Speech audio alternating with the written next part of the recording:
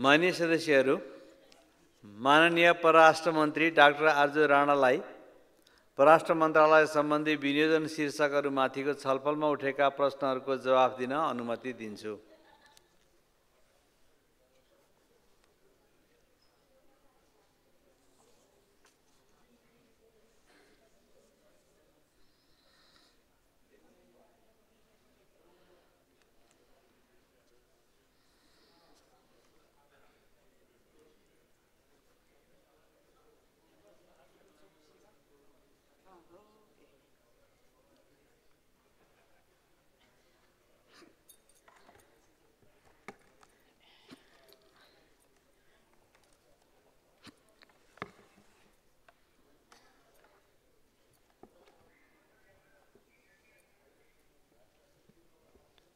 सम्मानीयज्यू, माननीय मन्त्रीज्यूहरू, सर्वप्रथम माननीयज्यूहरूले राख्नुभएको जिज्ञासा तथा सुझावहरूप्रति म धन्यवाद व्यक्त गर्न चाहन्छु।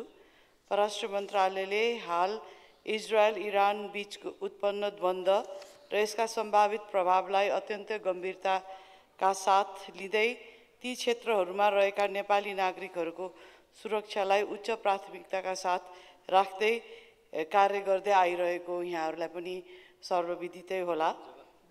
यो 13 जुनदेखि नै हामीले प्रेस विज्ञप्ति जारी गर्यौं। त्यसपछि 15 जुनमा हामीले प्रेस एडभाइजरी पनि जारी गरेर हाल इजरायल तथा इरानमा रहनुभएका नेपाली नागरिकलाई सुरक्षा दृष्टिकोणले अधिकतम सतर्कता अपनाउन अनुरोध गरिरहेका छौं र हरेक दिन जस्तो बेलुका म चाहिँ हाम्रो त्यहाँ धनप्रसाद पण्डितज्यू हाम्रो मामहिमज्यूसँग मेरो फोनमा पनि सम्पर्क हुन्छ र त्यो बाहेक इजिप्टमा रहनु भएको, कटारमा रहनु भएको, पाकिस्तानमा पनि रहनु भएको राजदूत साहबहरूसँग पनि यो सुरक्षा कसरी गर्ने, हाम्रो नागरिकहरूलाई भोलि उद्धार गर्नु पर्यो भने कस्तो रणनीति लिने भन्ने चाहिँ कुराहरू भइरहेको छ भने हामीले चाहिँ आईएलओ र आईओएमसँग पनि त्यसबारेमा छलफलहरू निरन्तर गरिरहेका छौं र जुन सत्रमा चाहिँ अनलाइन पोर्टल खोलेर नेपाली नागरिकहरूको विवरण लिन सुरु गरेका छौं र उक्त पोर्टलमा हालसम्म 885 जनाले दर्ता गर्नुभएको छ आफ्नो विवरणहरू र अब 1-2 दिनमा हामीले चाहिँ श्रम संसार भन्ने एउटा एप नागरिक एपसँग मिलाएर हामीले रिलिज पनि गर्न गइरहेका छौं। त्यसपछि चाहिँ विश्वभरि रहेका जति पनि नेपाली नागरिकहरू हुनुहुन्छ, चाहे उहाँहरू चाहिँ लिगल बाटोबाट जानुभएको या अब सरकारलाई नथाहा भइकन जानुभएको साथीहरूले पनि त्यो एपमा चाहिँ आफ्नो विवरणहरू राखिदिनु भयो भने उहाँहरू कहाँ हुनुहुन्छ, के गरिरहनु भएको छ भन्ने कुराहरू चाहिँ हामीलाई थाहा हुन आउँछ र त्यसमा चाहिँ हामीले ल्याटिट्युड र लङ्गिट्युड पनि राखेका छौं। सो एक्ज्याक्टली कहाँ हुनुहुन्छ त तपाईहरू भनेर पत्ता गर्नलाई, किन हाम्रो परराष्ट्र मन्त्रालय यो होम मिनिस्ट्री र श्रम मन्त्रालय हामी तीनटै मिलेर हामीले एउटा कार्यदल गठन गरेर यो एउटा त यो इलिगल माइग्रेसन र माइग्रेन्टहरू गएको ठाउँबाट कसरी हामीले रेस्क्यु गर्ने, उहाँहरूलाई सेफ माइग्रेसनमा कसरी हाल्ने भन्ने कुरामा चाहिँ एउटा बृहत छलफल गर्न एउटा कार्यदल पनि गठन गरेका छौं र त्यो कार्यदलले चाहिँ यस्तो एउटा एप हुनपर्छ भन्ने कुरा भएको भएर हामीले यो एप पनि चाँडै नै रिलिज गर्न गइरहेका छौं र यो भन्दा अगाडि चाहिँ हामीले इलिगली गएका तर त्यहाँ चाहिँ गएर फेरि लिगल जागिर खाएका नेपाली श्रम गर्नेहरूलाई पनि लिगलाइज गर्ने पनि हामीले प्रयत्न गरेका छौं। यसमा चाहिँ श्रम मन्त्रीज्यूले र श्रम मन्त्रालयले धेरै सहयोग गरेको छ, किन हाम्रो मन्त्रालयको चाहिँ कस्तो रोल हुँदो रहेछ भने जाने बेलाको चाहिँ हामीलाई कुनै पनि जानकारी नहुने, तर त्यहाँ गएर कोही नेपाली नागरिक अप्ठ्यारोमा परेपछि या उहाँहरूको कहिले त निधन पनि भएपछि चाहिँ हामीलाई अब त्यस्तो दुःखद घटनामा र एकदमै अप्ठ्यारो परेको बेलामा चाहिँ हामीले रेस्क्यु गर्नुपर्ने हाम्रो एउटा दायित्व रहेछ र त्यो दायित्वलाई कसरी निवारण गर्ने अलिकति अर्गनाइज वेमा जाउँ भनेर अहिले हामीले प्रयास गरिरहेका छौं र यसपालिको बजेटमा चाहिँ हामीले अलिकति हाम्रो यो बढेको देख्छ तर एक्चुअली ओभरअल लास्ट इयरभन्दा पैसा चाहिँ हाम्रो घटेको हो र त्यसमा चाहिँ हामीले यो पालिदेखि चाहिँ रेस्क्यु गर्नको लागि पनि केही रकम चाहिँ छुट्याउन हामी सफल भएका छौँ र अहिलेसम्म भएको काममा चाहिँ यो कसरी हामीले नागरिकहरूलाई अगाडि रेस्क्यु गरेर ल्याउने भन्दा जम्मा 16 जना नागरिक चाहिँ इरानमा हुनुहुँदो रहेछ। अस्ति हामीले चाहिँ हाम्रो मित्र राष्ट्र भारतको परराष्ट्र मन्त्रालयलाई रिक्वेस्ट गरेर उहाँहरूले चाहिँ तपाईहरुको नागरिकलाई पनि हामी साथै उहाँहरूले आफ्नो नागरिकहरूलाई प्लेन पठाएर रेस्क्यु गरिरहनु भएको छ अहिले जर्डनबाट। त्यसमा नेपालीहरूलाई पनि ल्याइदिन्छु भन्नुभएको छ र त्यसमा चाहिँ अहिले 11 जना चाहिँ असार भन्ने ठाउँमा चाहिँ मसाद भन्ने ठाउँमा चाहिँ पुग्नु भएको छ र उहाँहरूको चाहिँ होपफुली भोलि चाहिँ उहाँहरू इन्डियासम्म आइपुग्नुहुन्छ। त्यसपछि अब नेपाल आउन त सजिलै छ र त्यसमध्ये चाहिँ एकजनाको चाहिँ अब ट्राभल डकुमेन्ट बनाउनु पर्ने जरुरी देखियो र इरानमा 5 जना अरु नेपालीहरू चाहिँ हाम्रो अब भाइहरू बिचारा अब इल्लिगल माइग्रेसनमा गएर जेलमा हुनुहुन्छ।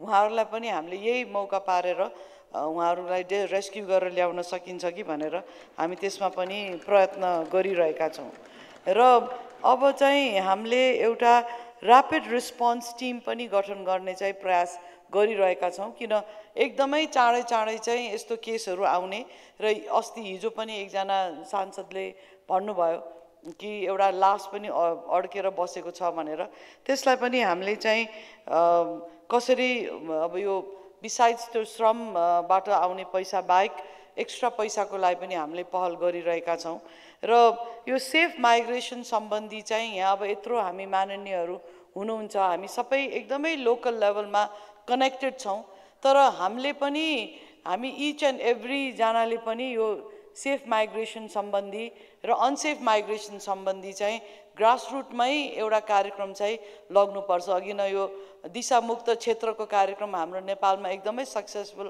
भएको जस्तो यो सेफ माइग्रेसन र अनसेफ माइग्रेसनको कुरा चाहिँ हामीले ग्रासरुटमा लग्नुपर्ने एकदमै देखियो किन आज पनि हिजो एकजना साथीले उठाउनु भएको थियो कि इन्डियामा पनि बन्दी भएर हाम्रो भाइहरू हुनुहुन्छ भनेर र त्यहाँ पनि हालसम्म 57 जनालाई चाहिँ उद्धार गरिसकेको छ। उत्तराखण्डको एउटा किन इन्डिया भन्नेसँग मिलेर नेपालको राजदूतावासले यो उद्धार गरेको चाहिँ म यहाँहरूलाई अवगत गराउन चाहन्छु। यो चाहिँ एभ्रीडे जस्तै हामीले भोग्नुपर्ने कुरा हो र यसमा चाहिँ अब हाम्रो दाजुभाइ दिदीबहिनीहरू 2-3टा कुरा हुँदो रहेछ। एउटा चाहिँ एकदमै आशावादी कि विदेशमा गएर आफ्नो लाइफ चेन्ज हुन्छ र यो चेन्ज पनि भएको देखिन्छ। म यहाँ अलिकति टाइम लिएर म आफ्नो एक्सपिरियन्स एज अ काठमाडौँवासी म सेयर गर्न चाहन्छु। म हिजो यो पुतली सडकको क्रसिङमा रेड लाइटमा बसिरहेको थिएँ र वरिपरि हिँडेको जनसङ्ख्या हाम्रो नेपालको नागरिकहरूको अवस्था हेर्दा चाहिँ राम्रो देखिन्थ्यो। सबैजना वेल ड्रेस्ड राम्रो लुगा लाछन्, हातमा मोबाइल छ, स्मार्टली हिँडिरहेछन्, उनीहरूको मुख चाहिँ एकदम ब्राइट छ।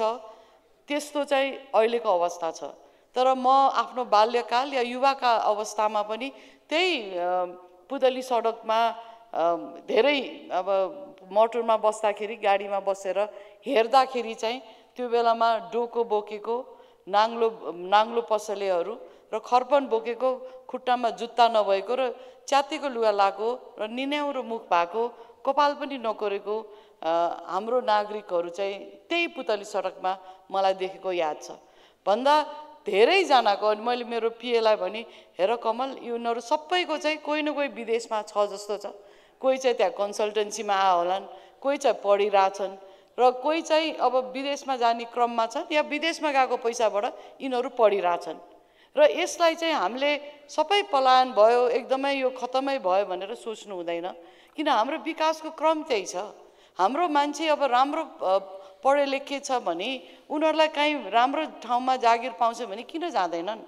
हामीले हाम्रो छोराछोरीलाई पढाएको छैनौँ र यो कुरा चाहिँ एउटा स्लोगनको रूपमा भन्दा पनि बरु फर्केर आएर काम गर्ने वातावरण हामीले कसरी बनाउने, त्यहाँबाट आएको स्किल्स हामीले यहाँ कसरी लागू गर्ने, त्यो कुरामा चाहिँ हामीले अझै अध्ययन गर्नुपर्छ र यहाँ चाहिँ यो फरेन डाइरेक्ट इन्भेस्टमेन्ट आएर उहाँहरूले सिकेको सिपलाई यहाँ लागू गर्नलाई चाहिँ म यहाँहरू सबैजनालाई त्यसमा हामी सबै लागेका पनि छौँ। त्यस्तो किसिमको सिस्टमहरू बनाउन चाहिँ हामी सबैजना अझै जोडका साथ लाग्नुपर्छ जस्तो म यहाँ सामने म राख्न चाहन्छु। र अनि विपिन जोशीको रिहाईको सम्बन्धमा पनि यहाँ कुराहरू उठेको थियो। म यहाँहरूलाई यो अवगत गराउन चाहन्छु कि हामीले सक्दो प्रयास गरेका छौँ। सामान्य प्रधानमन्त्रीज्यू स्वयंले पनि इजिप्टको राष्ट्रपतिसँग फोन मार्फत अपिल गर्नुभएको छ। सामान्य सभामुखज्यू श्री देवराज घिमिरेज्यूले पनि अरब संसदको अध्यक्षलाई अनुरोध गर्दै पत्र पनि लेख्नु भएको छ। र म स्वयंले कतार, संयुक्त अरब एमिरेट्सको परराष्ट्र राज्य मन्त्रीहरू तथा इजिप्ट, टर्की र इरानको परराष्ट्र मन्त्रीहरूलाई पत्र लेखी अनुरोध पनि गरे र साथै ओमानमा आयोजित इन्डियन ओसन कन्फरेन्समा कतार र संयुक्त अरब एमिरेट्सको परराष्ट्र राज्य मन्त्रीहरू र इरानको समकक्षीसँग भेट गरेर पनि अनुरोध गरेको छु। तर अब विडम्बना र एउटा स्याड पनि कुरा हो, अहिलेसम्म उहाँको वेयरअबाउट्स चाहिँ अननोन छ। अस्तिसम्म 2टा विदेशी नागरिकहरू चाहिँ अझ पनि हराएको छ भन्ने कुरा आएको थियो। आजभन्दा 2 हप्ता अगाडि होला यो थाइल्यान्डको चाहिँ एउटा विदेशी नागरिकको लास चाहिँ हमासले हस्तान्तरण गर्यो भन्ने कुरा आयो। तर नेपाली नागरिकको बारेमा अझ पनि केही छैन। हामी सबैजनाले भगवानसँग प्रार्थना गरौँ कि हाम्रो छोरा विपिन जोशी अहिले पनि सकुशल छन् र कुनै दिन चाहिँ नेपाल फर्किन्छन् भन्ने चाहिँ आशामा छौँ। र हामीले यो गिभ अप चाहिँ गर्नु हुँदैन। मलाई लाग्छ यो चाहिँ हामीले जति सक्यो अन्तर्राष्ट्रिय फोरममा हामीले यो कुरा उठाउँदै आएका छौँ। र हिजो अरू पनि कुरा उठाएको थियो नेपालको भूभाग सम्बन्धमा। सीमा सम्बन्ध समस्याको सन्दर्भमा द्विपक्षीय उच्च स्तरीय वार्ता एवं स्थापित संयन्त्रद्वारा समाधानको पहल जारी रहिरहेको छ। यो दक्षिण सम्मको सीमा होइन, उत्तरतिरको सीमा, दुईटै सीमाको चाहिँ गत 1-2 वर्षदेखि वार्तै भएको रहन्छ। अहिले चाहिँ त्यो वार्ताको प्रयासहरू अगाडि बढिरहेको छ र केही समाधान यसबाट आउँछ जस्तो मलाई लागेको छ। र सरकारवाला निकायहरूसँग निरन्तर समन्वय हुँदै आएको छ। र भारतमा यो बन्दीहरूको त मैले भनिसकेँ। र एनआरएन र डायस्पोरा सम्बन्धमा चाहिँ गैर आवासीय नेपालीहरूको ज्ञान, सिप पुँजीका लागि नेपालको विकास लगाउन र निजी क्षेत्रमा जोड्न सन्दर्भमा परराष्ट्र मन्त्रालयले प्राथमिकताका साथ हामीले काम गरिरहेका छौँ। र यो प्लस अहिले चाहिँ बाहिर रहेका प्रतिभाहरू सबैजना एनआरएनमा आएर बिजनेस चाहिँ स्थापना गर्ने खालका नेपालीहरू मात्रै विदेशमा छैनन्, जो चाहिँ भोलि प्रोफेसर हुन सक्छन्, टिचर हुन सक्छन्, रिसर्चर हुन सक्छन्। उहाँहरूलाई पनि रिच आउट गर्न चाहिँ अब भोलि कि पर्सि हामीले एउटा वर्कसपै राखेका छौँ कसरी उहाँहरूलाई चाहिँ कनेक्ट गर्ने। र एनआरएन चाहिँ अलिकति अब हामी नै हो राजनीतिज्ञहरू अलिकति पोलिटिसाइज पनि भयो। अब यो पोलिटिक्स आफ्नो ठाउँमा छँदैछ। तर त्यो बाहेकको डियास्पोरामा हुनुभएको एकदमै दिग्गज व्यक्तित्वहरूलाई पनि हामीले कसरी ल्याउने भनेर एउटा एक्सर्साइज गरिरहेका छौँ। र यो एक्सर्साइजको पुरा श्रेय म आफै पनि मात्रै लिन चाहदिनँ। म भन्दा सिनियर हाम्रो परराष्ट्र मन्त्री प्रदीप गेवालीजी हुँदा उहाँले सुरु गर्नुभएको अभ्यास हो र यसलाई चाहिँ अहिले निरन्तरता दिएर हामीले पर्सि नै वर्कसप राखेर यसलाई अगाडि बढाउने उसमा के अरे कोसिसमा लागिरहेका छौँ। र त्यस्तै गरेर आर्थिक कूटनीतिक प्रबन्ध सम्बन्धी पनि पहिला छुट्टै हुने चाहिँ धेरै रहेछ। यो नेपाल टुरिज्म बोर्ड आफै जाने र आइबिएन पनि आफै जाने। अहिले चाहिँ हामीले एकजुटै भएर परराष्ट्र मन्त्रालय, आइबिएन र हाम्रो यो नेपाल टुरिज्म बोर्डले जोइन्ट वर्कसपहरू गरिरहेको छ। र 8-10 दिन अगाडि हामीले चाहिँ हाम्रो जति पनि यो गल्फ एरियामा भएका राजदूतहरू, युरोपमा भएका राजदूतहरूसँग के सम्भावना छ, के कुरामा चाहिँ प्राथमिकता दिन सकिन्छ भनेर हामीले एउटा वर्कसप गऱ्यौँ। त्यस्तै हिजो पनि यो चन्द्रगिरीमा गएर प्राइभेट सेक्टर र 4-5 देशका काउन्सिलरहरू पनि विदेशदेखि नै आउनु भएको थियो। कुन सेक्टरमा लगानी गर्नुपर्छ भन्ने कुराहरूमा चाहिँ छलफलहरू निरन्तर चलाइरहेका छौँ। र साथै हामीले चाहिँ अर्थ मन्त्रालयलाई पनि ट्रेड मिनिस्ट्रीलाई वाणिज्य मन्त्रालयलाई पनि के कुरामा चाहिँ हामीले सुधार गर्न सक्छौँ त गर्नुपर्ने रहेछ भन्ने कुराको पनि फिडब्याकहरू चाहिँ हामीले दिइ नै रहेका छौँ। र अर्को अब हामीलाई अलिकति अप्ठ्यारो पर्ने कुरा जसमा चाहिँ अब यहाँहरूलाई पनि म यसमा रोल खेलिदिनुस् भनेर म अनुरोध गर्न चाहन्छु। नेपाल चाहिँ नेक्स्ट इयर एलडिसी ग्रेजुएसन हुन्छ। हामी चाहिँ अति कम विकसित राष्ट्रबाट हामी अगाडि बढ्छौँ। यसका लागि पनि थुप्रै कुराहरू चाहिँ इन प्लेस हुनुपर्दो रहेछ। हाम्रो जिनिभामा हुनुभएको वाणिज्य दूत, त्यस्तै गरेर न्युयोर्कमा भएको वाणिज्य दूत र यही मन्त्रालयले पनि यसमा चाहिँ धेरै एक्सर्साइजहरू गरिरहेको छ र यसको चाहिँ जिम्मेवारी Nepal planning commission, national planning कमिसनले पाएको छ र हामी पनि एउटा सहकार्य गर्दै यसमा चाहिँ के कुरा हामीले नेपालले चाहिँ फुलफिल गर्नुपर्छ भन्ने काममा चाहिँ हामी लागिरहेका छौँ। र सामान्य सभामुख महोदय, राजदूत नियोगको राजदूतहरूको सम्बन्धमा पनि हिजो प्रश्न उठेको थियो।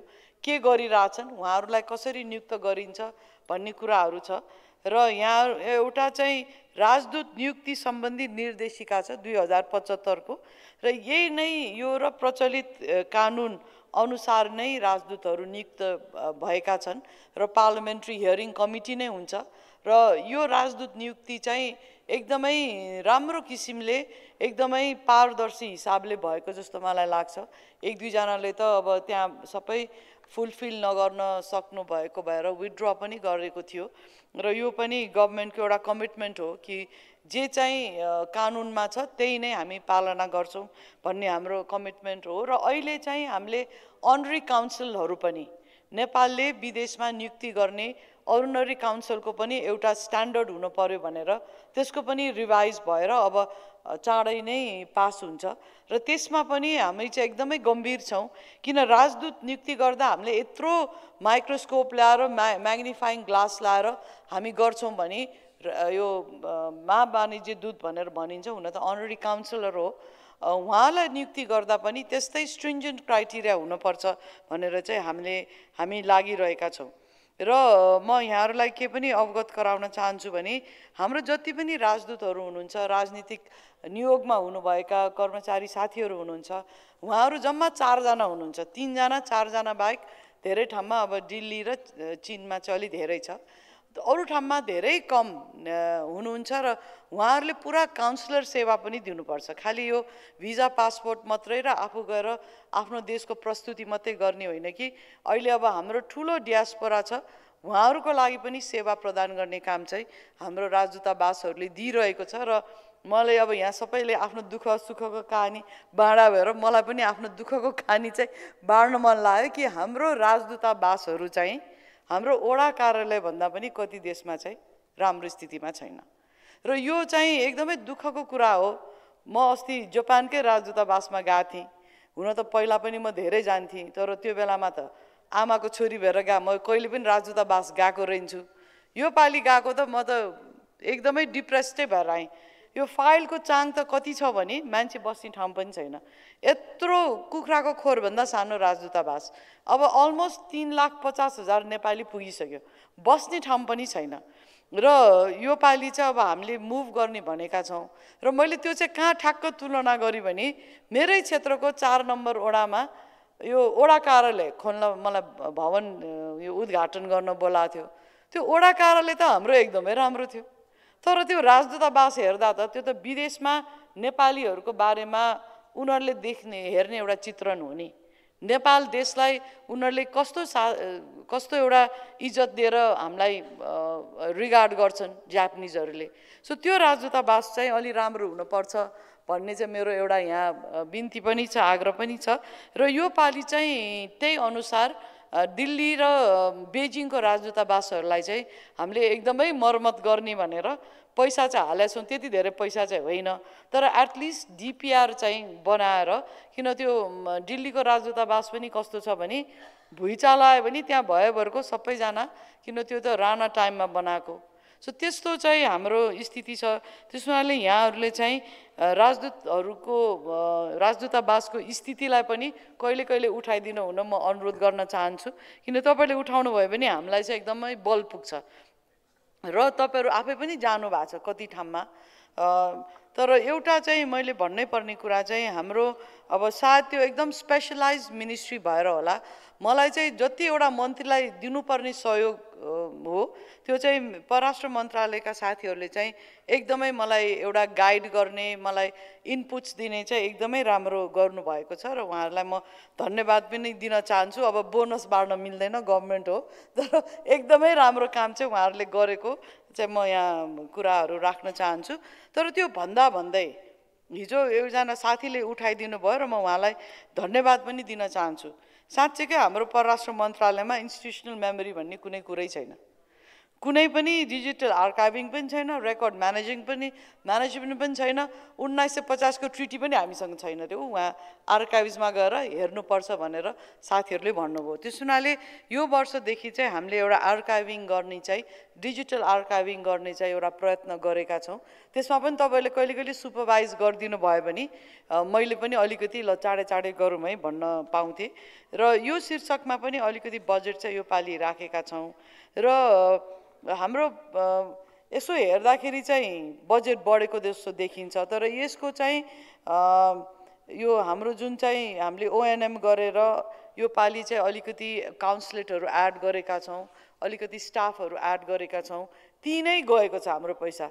साँच्चैकै हाम्रो यो ट्रेनिङमा यस्तोमा चाहिँ जाने पैसा अझ पनि पुँजीगत बाहेक अन्य शीर्षकको बजेट चाहिँ एक्चुअली लास्ट इयर भन्दा हाम्रो घटेकै अवस्था छ। हरेक मन्त्रालयको घटेर आएको अवस्थामा हाम्रो पनि घटेको छ। तर अर्को एउटा इन्ट्रेस्टिङ कुरा चाहिँ मैले त्यहाँ गएर सिकेको यहाँहरूलाई सेयर गर्न चाहन्छु। यो अस्तिको आर्थिक वर्षमा चाहिँ हाम्रो मन्त्रालयले 8 अर्ब 10 करोड 36 लाख राजस्व सङ्कलन गरेको रहेछ भन्दा हामी चाहिँ मन्त्रालयहरू मात्रै थर्ड रे राजस्व सङ्कलन गर्ने। तर त्यो अनुसार हामीलाई ट्रिटमेन्ट त हुँदैन। हुन त अब अरूले पनि युटिलिटिज अब बेचेर या हामीले पनि सेवाई बेचेर अर्न गरेको यो राजस्व हो। तर पहिलादेखि नै ट्रेडिसनली यसरी नहेरिने भावेर हामीलाई चाहिँ यो अर्निङ मन्त्रालयमा चाहिँ हेरिन्न, तर हामीले चाहिँ यो गरिरहेका चाहिँ छौँ। र हाम्रो परराष्ट्र नीति तथा परराष्ट्र सम्बन्धी सुरक्षा नीति सम्बन्धमा चाहिँ विश्वको विभिन्न मुलुकहरू बीच द्वन्द्व र यसको सम्भावित प्रभावको सन्दर्भमा मन्त्रालयले विकसित घटनाबारे नजिकबाट निहालिरहेको छ र हाम्रो चाहिँ अब असंलग्न नीति हो। हामी पञ्चशीलमा बिलिभ गर्छौँ र हामीले त्यही अनुसारै राष्ट्रिय सुरक्षा राष्ट्रिय हितमा आँच नआउने गरेर काम अगाडि बढाइरहेका छौँ। र यहाँ हिजो एकदम राम्रोसँग सुनेर सहयोग गरिदिनु हुने, फिडब्याक दिनुहुने माननीयज्यूहरूलाई म धन्यवाद पनि दिन चाहन्छु। र जसले चाहिँ बजेट कटौती गरेर जिरोमा ल्याउने भन्ने कुरामा चाहिँ यो मन्त्रालय भनेको हर हमेसा काम गरिरहनु पर्ने, देशको लागि काम गरिरहनु पर्ने मन्त्रालय भएर त्यो चाहिँ आफ्नो प्रस्ताव विथड्र गरिदिन चाहिँ म अनुरोध गर्न चाहन्छु। धन्यवाद।